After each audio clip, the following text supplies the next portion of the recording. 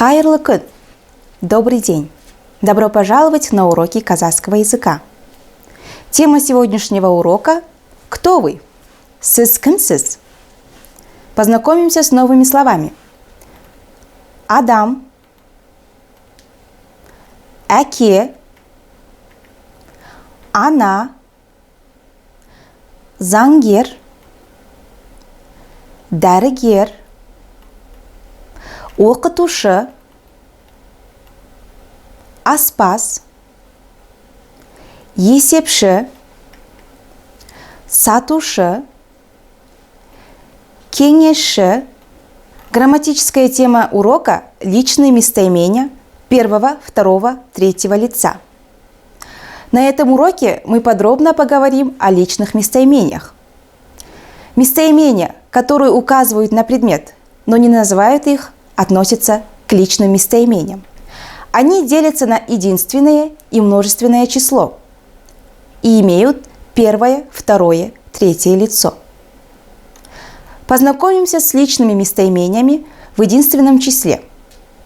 Мен – я, сен – ты, сіз – вы, ол – он или она. Во множественном числе біз – мы, сендер – вы, сіздер – вы, уважительная форма, олар – они. В казахском языке существительные, прилагательные, числительные, так же, как и глаголы, принимают личные окончания. Соответственно, когда используются личные местоимения, всегда добавляем личные окончания. Разберем их поподробнее. В первом лице, когда говорится «мен» – «я», указывает на самого говорящего. После гласных и сонорных «р», «л», «м», «н», «н» добавляются окончания «мн», «мен» в зависимости от твердости или мягкости слова. Например, «мен әкемін», «мен анамын». После звонких согласных «ж», «з» следуют звонкие окончания «бн», «бен». Например, «мен аспазбын». После глухих согласных окончания «пн», «пен». Например, «мен қазақпын». Второе лицо в единственном числе «ты», «сен» указывает на человека, к которому обращаешься. Добавляются окончания «сын», «сын». Причем здесь уже не важно, на какие буквы заканчивается слово, к которому добавляются эти окончания. Главное не забывать, что твердые окончания следуют после твердого слога и мягкие окончания следуют после мягкого слога. Например, «сен заңгерсің», «сен аспазсың». А также во втором лице имеется местоимение «сіз», в переводе «вы». Это уважительная форма местоимения. Когда необходимо обратиться к человеку старше вас, следует использовать в своей речи местоимение «сіз», «вы». Добавляется окончание «сіз», «сіз». Например, «сіз заңгерсіз», «сіз аспазсыз».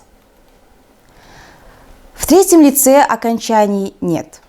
Например, «ол заңгер», «ол аспаз». Рассмотрим множественные местоимения. Во множественном числе, когда говорится «мы», «біз», добавляется окончание «мыз», «мез». Например, «біз заңгерміз», «біз аспазбыз». Во множественном числе «вы» – сендер. Окончание тоже должно быть множественным, поэтому логично, что добавляется не просто сын-сын, а сыңдар, сыңдер. Например, сендер заңгерсіңдер, сендер аспазсыңдар. Уважительная форма сыздар, сіздер. А теперь разберем местоимения в отрицательной форме. В отрицательной форме личные окончания переходят к отрицанию «емес».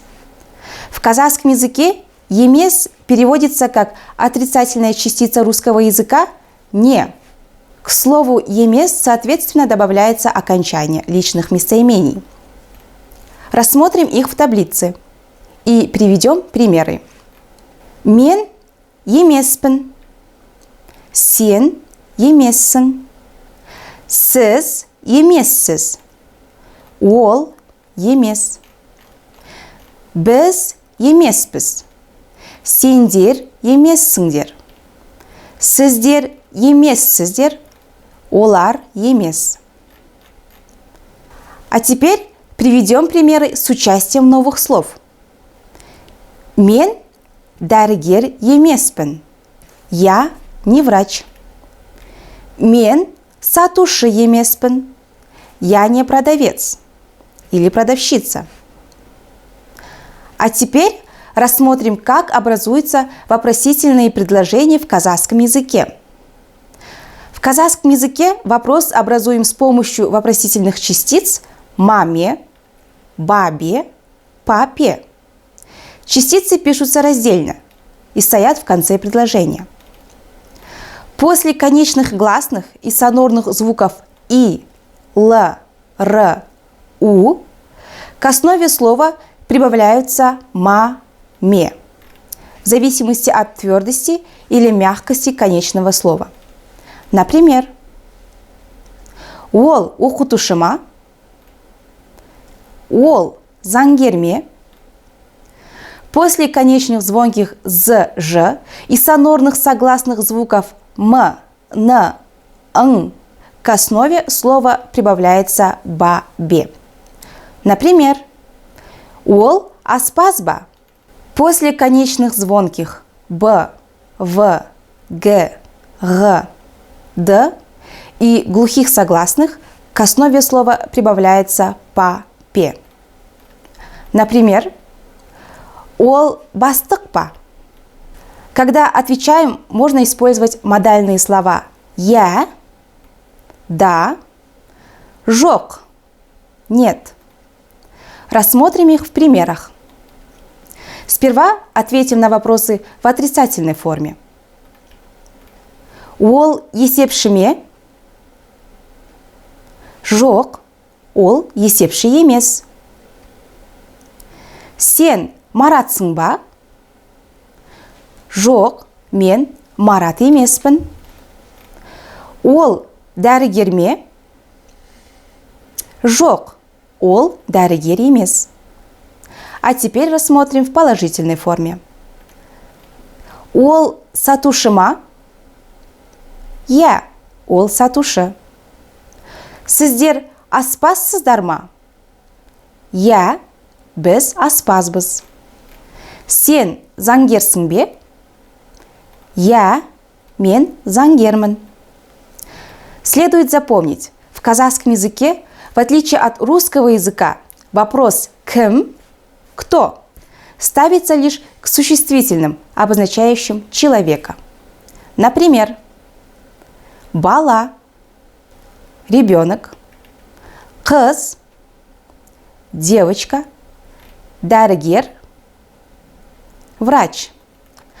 А ко всем остальным существительным ставится вопрос «не» – «что?». Например, ат – лошадь, ит – собака. Подписывайтесь на наш YouTube-канал и изучайте казахский язык.